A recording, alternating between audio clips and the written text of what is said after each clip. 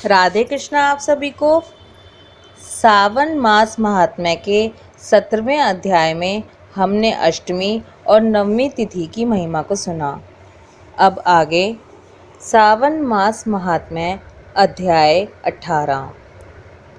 सनत कुमार बोले, हे भगवान, हे पार्वती नाथ, हे भक्तों पर अनुग्रह करने वाले, हे दया सागर, अब आप दशमी तिथि का महात्म्य बताइए। ईश्वर बोले, हे सनत कुमार, सावन मास में शुक्ल पक्ष की दशमी तिथि से यह व्रत आरंभ करें। पुनः प्रत्येक महीने में शुक्ल पक्ष की दशमी तिथि को यह व्रत करना चाहिए। इस प्रकार 12 महीनों में इस उत्तम व्रत को करके बाद में श्रावण मास में शुक्ल पक्ष की दशमी तिथि पर इसका उद्यापन करें। राज्य की इच्छा रखने वाले राजपुत्र, उत्तम कृषि के लिए कृषक, व्यवसाय के लिए वैश्यपुत्र, पुत्र प्राप्ति के लिए गर्भिणी स्त्री, धर्म, अर्थ, काम की सिद्धि के लिए सामान्य जन, श्रेष्ठ वर्ग की अभिलाषा रखने वाली कन्या, यज्ञ करने की कामना वाले ब्राह्मण श्रेष्ठ, आरोग्य के लिए रोगी और दीर्घकालिक पति के लिए परदेश रहने पर उसके आने के लिए पत्नी, इन सबको तथा इसके अतिरिक्त अन्य लोगों को भी इस दशमी व्रत को करना चाहिए। जिस कारण जिसे कष्ट हो तब उसके निवारण हेतु उस मनुष्य को यह व्रत करना चाहिए।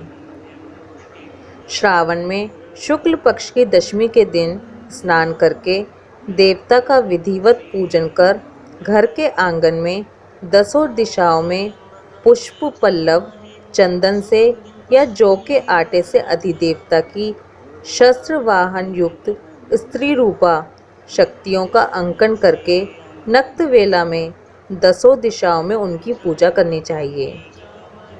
घृत मिश्रित नैवेद्य अर्पण करके उन्हें पृथक पृथक दीपक प्रदान करना चाहिए। उस समय जो फल उपलब्ध हो वह भी चढ़ाने चाहिए। इसके बाद अपने कार्य की सिद्धि के लिए इस प्रकार प्रार्थना करनी चाहिए। हे दिव्य देवता, मेरी आशाएं पूर्ण हों, मेरे मनोरथ सिद्ध हों, आप लोगों की कृपा से सदा कल्याण हो। इस प्रकार विधिवत पूजन करके ब्राह्मण को दक्षिणा देनी चाहिए।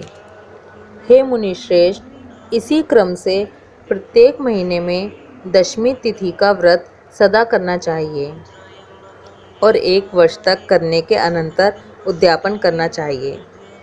अब पूजन की विधि कही जाती है। सुवर्ण या चांदी या आटे से ही 10 दिशाओं को बनवाएं।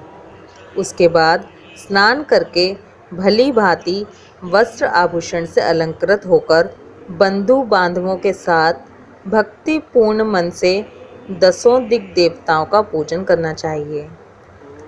घर के आंगन में क्रम से इन मंत्रों के द्वारा दिग् देवताओं को स्थापित करें।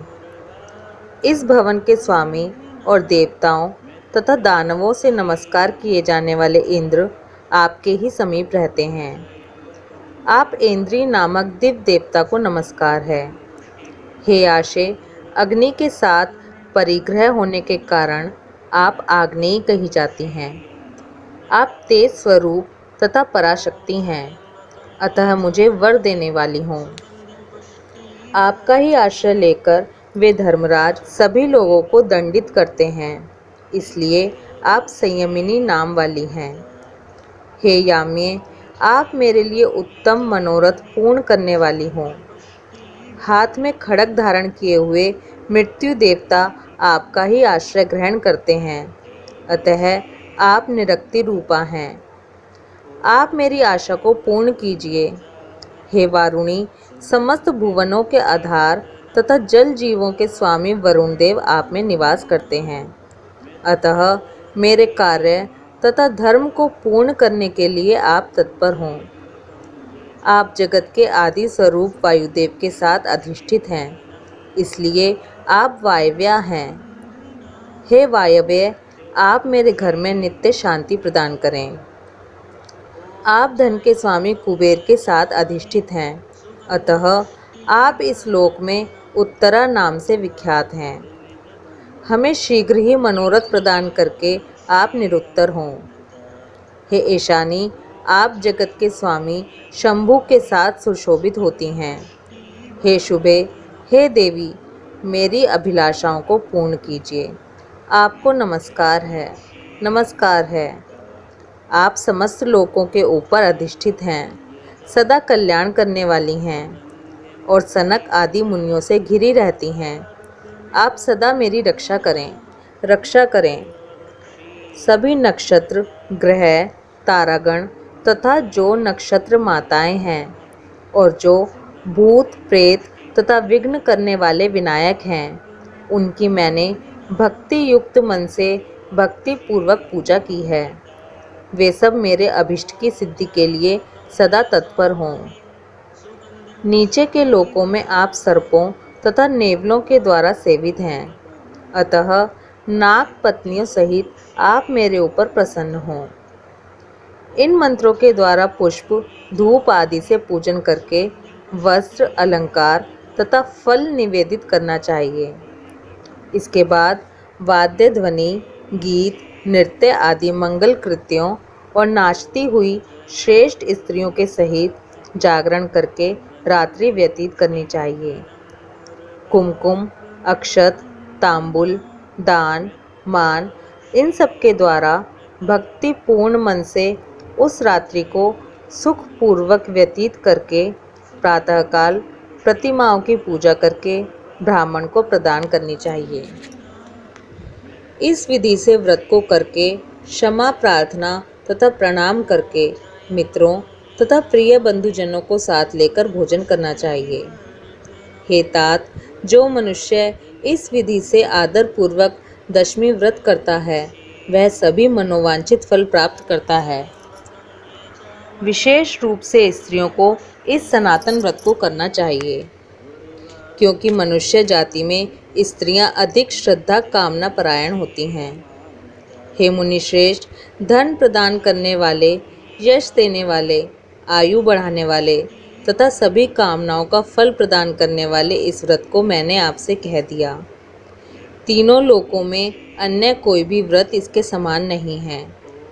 हे ब्रह्मपुत्रों में श्रेष्ठ, वांछित फल की कामना करने वाले जो मनुष्य दशमी तिथि को 10 दिशाओं की सदा पूजा करते हैं, उनके हृदय में स्थित सभी बड़ी बड़ी कामनाओं को वे दिशाएं फलीभूत कर देती हैं। इसमें अधिक कहने से क्या प्रयोजन है। हे सनत कुमार, यह व्रत मोक्षदायक है, इसमें संदेह नहीं करना चाहिए। इस व्रत के समान ना कोई व्रत है और ना तो होगा। इस प्रकार श्री स्कंद पुराण के अंतर्गत ईश्वर सनत कुमार संवाद में श्रावण मास महात्म्य में आशा दशमी व्रत कथन नामक 18वां अध्याय पूर्ण हुआ। हर हर महादेव।